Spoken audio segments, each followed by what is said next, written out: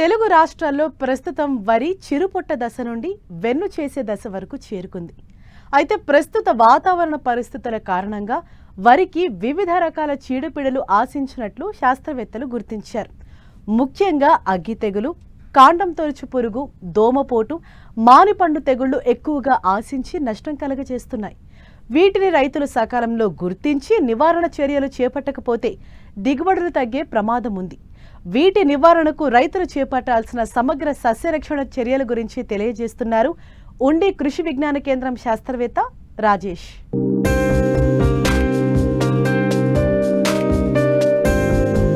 వివిధ ప్రాంతాల్లో ప్రస్తుతం వరి పైర్లు చిరుపొట్ట దశ నుంచి వెన్ను చేసే దశ వరకు ఉన్నాయి.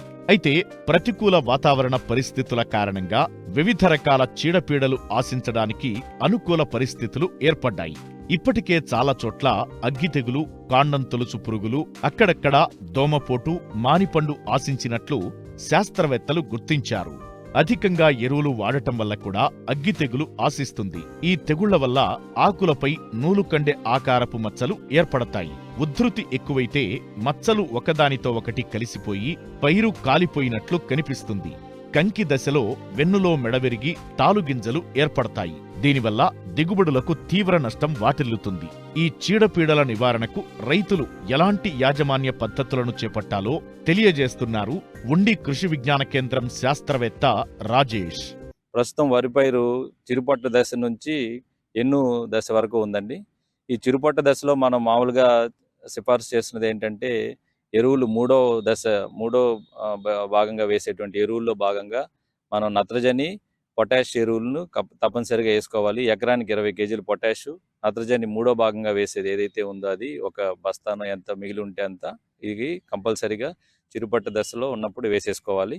తర్వాత సస్యరక్షణ దశగా చూసుకున్నట్లయితే మనకి ఈ తాలుకంకె, వైట్ ఇయర్స్ అంటాం, తెల్ల కంకులు రావడానికి కారణమైనటువంటి కాండం తొలుచు పురుగు నివారణకి జాగ్రత్తలు తీసుకోవాలి. దీనికి మనం గుళికలు కానీ లేదా ఏదైనా సిఫార్సు చేసిన మందులు, గుళికలు అయితే కార్బోఫ్యూరాన్ 3G గ్రాన్యూల్స్ అయితే 10 కేజీలు ఎకరాకి, లేదా మనం 4G వేసుకునే పని అయితే కెల్డాన్ గుళికలు అయితే మనం 8 కేజీలు ఎకరాకి 6 నుంచి 8 కేజీలు చొప్పున మనం వేసుకోవాల్సి ఉంటుంది. లేదా పైపాటిగా స్ప్రే ఇచ్చుకోవాలనుకున్నట్టయితే మనకి కొరాజిన్ కానీ లేదా మనం కార్టాప్ స్ప్రే పరంగా కూడా దొరుకుతుంది.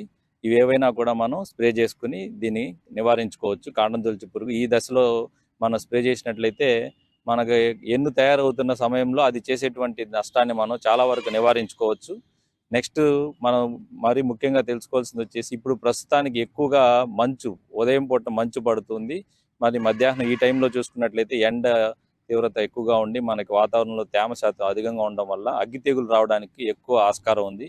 దీని నివారణకి మనం స్టార్టింగ్ స్టేజ్లోనే కనుక్కొని ట్రైసైక్లోజోల్ భీమ్ అని దొరుకుతుంది మనకి. అది ఎకరాకి 120 గ్రాముల చొప్పున మనం స్ప్రే చేసుకోవడం, లేదా కాసుగామైసిన్ అని కొన్ని మందులు ఉన్నాయి. ఇలాంటివి పిచికారీ చేసుకోవడం, ఒక స్ప్రే ఇవ్వడం చాలా అవసరం ఈ టైంలో. సో పురుగు మందు, తెగులు మందు కలుపుకొని మనం స్ప్రే ఇవ్వాలి. తర్వాత మరీ ముఖ్యంగా మనకి ఈ దశలో వచ్చేటువంటి దోమపోటు ప్రస్తుతానికి కొంచెం అదుపులోనే ఉంది. ఒకవేళ మనకు కనుక ఆ ఉధృతి ఎక్కడైనా కనబడినట్లయితే పెక్సలాన్ మనకి ఎకరాకి 90 ml చొప్పున మనం స్ప్రే చేసుకున్నట్లయితే బాగా కంట్రోల్ చేసుకోవచ్చు. తక్కువగా ఉంది అనుకున్నప్పుడు మనం నార్మల్ తక్కువ డోసు ఖర్చుతో పిచికారీ కూడా చేసుకోవచ్చు. అందులో భాగంగా మనం మోనోక్రోటోఫాస్ కానీ క్లోర్పైరిఫాస్ కానీ ఇవి కూడా మనం సిఫార్సు చేయడం జరుగుతుంది. తర్వాత ఇంకొకటి ఇంపార్టెంట్గా మనం ఈ దశలో చేసుకోవాల్సిన సస్యరక్షణలో మూడోది మానిపండు తెగులు యాజమాన్యం. ఈ మానిపండు తెగులు మన 11-21 ఈవెన్ 13-18 రకం ఖరీఫ్లో వేసినప్పుడు కూడా వస్తుందని చెప్పేసి అని అంటున్నారు. దీని నివారణకి మనం పొట్ట దశలో ఉన్నప్పుడు నుంచి లేదా పానికల్ ఎమర్జెన్సీ ఈ స్టేజ్లో ఉన్న టైంలో మనం ఒకసారి ఒక స్ప్రే ఇవ్వాలి. ఏదో అజాక్సిస్ట్రోబిన్ అని దొరుకుతుంది మనకి మందు, అది కానీ లేదా టిల్ట్ కానీ ఈ దశలో ఒకసారి 1 ml per లీటర్ చొప్పున వేసుకొని స్ప్రే చేయాలి. అదేవిధంగా ఒక 15 రోజుల తర్వాత మొత్తం ఎన్ను బయటకు వచ్చేసిన తర్వాత మళ్ళీ ఇంకొకసారి స్ప్రే ఇవ్వాల్సిన అవసరం ఉంది.